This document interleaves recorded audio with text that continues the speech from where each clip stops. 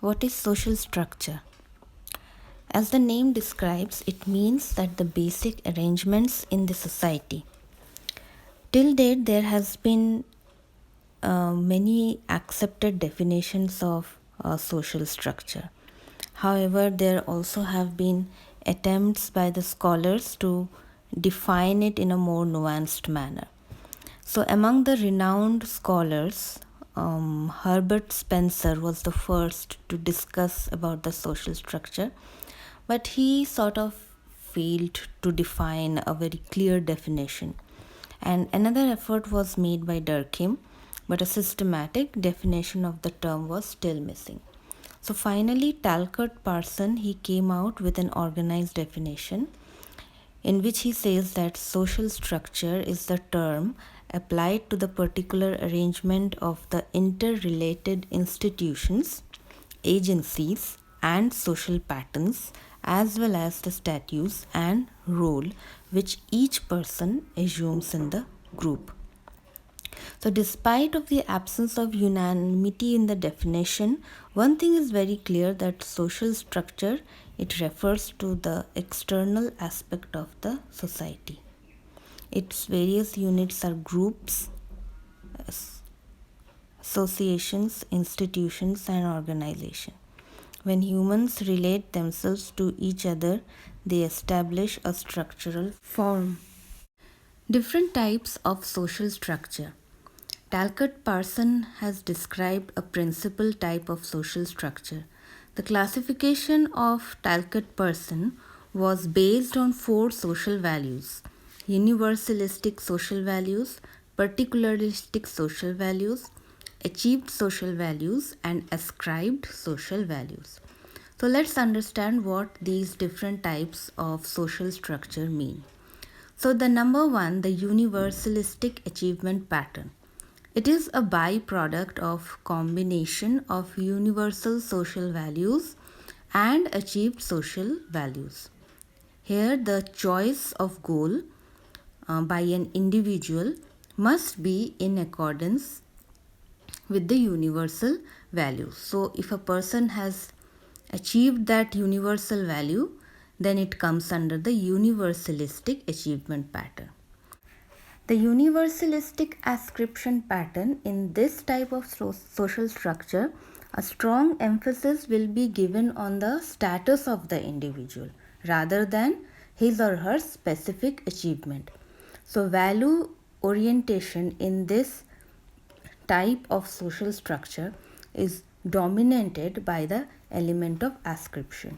It means that the status is ascribed to the group rather than individual, as individual derives its identity from the groups. So here whatever it is subscribed to the idea of success by a group will be considered as the universalistic ascription pattern. Whatever individualistic small efforts or whatever you think is your definition of success is not considered here, but something which is somewhat recognized by the society or the group, that is what is given importance here. The third kind is the particularistic achievement pattern. This type of social structure combines achievement values with particularism. It is more of a traditionalistic values. And the fourth type, the particularistic ascriptive pattern. Parson equated Spanish social structure with this type. How? This type of structure is organized around the relational reference points. Unlike particularistic achievement type, where the individual is known by his achievement, in this system the status of the individual is given due importance. Next is social stratification. It refers to the existence of structured inequalities between the groups in society in terms of their material or symbolic reward. It can be well understood as simultaneous existence of common and privileged group in the same society. While every society informs some kind of social stratification, modern societies are marked by wide differences in wealth and power. So, the most evident form of stratification in these societies involve class division.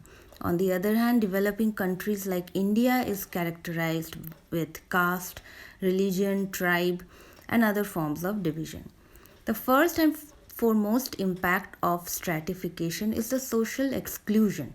The division of the society into groups ranked as superior or inferior leads to the exclusion of those who are marginalized and underprivileged. There are various theories to suggest the origin of stratification in this context.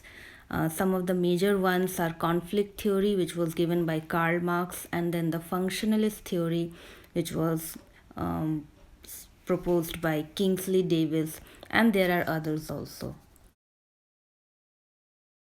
The conflict theory, first we will understand the conflict theory. This theory was given by Karl Marx. He said that the basic reason of stratification in the society is economic inequality. So, according to this perspective, it can be said that stratification has a direct linkage with the means of production.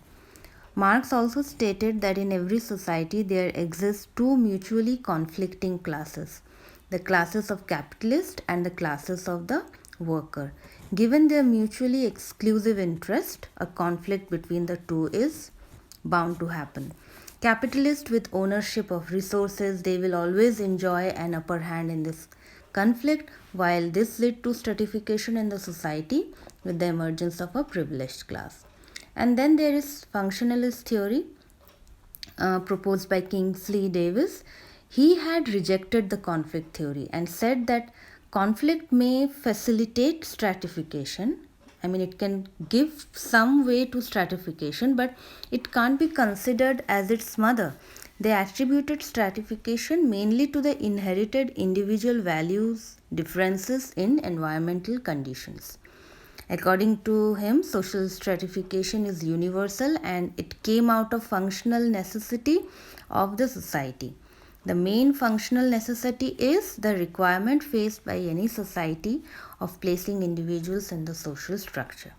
So, in this context, social stratification is the unconsciously evolved device by which societies ensure that the most important positions are consequently filled by the most qualified person. Now let's understand social stratification from an Indian context. The most visible form of social stratification in India is caste system. We know that the genesis can be traced back in the ancient text of India. So during Vedic era, society was divided into four classes: Kshatriya, Brahmins, Vaishya and Shudras. The Shudra was the lowest class and were regarded as untouchables.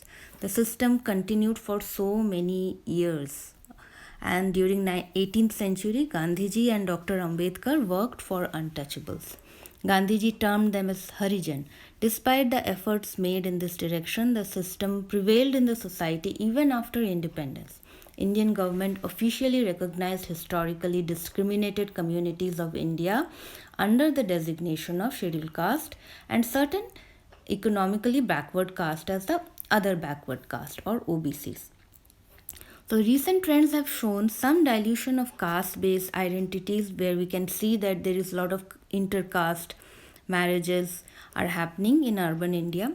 However, there is still a need to pay attention in rural India where it is very much prevalent with strong caste identities. Organizations like Khap Panchayats are manifestations of these systems. Honor killings, caste related massacres are a frequent happening.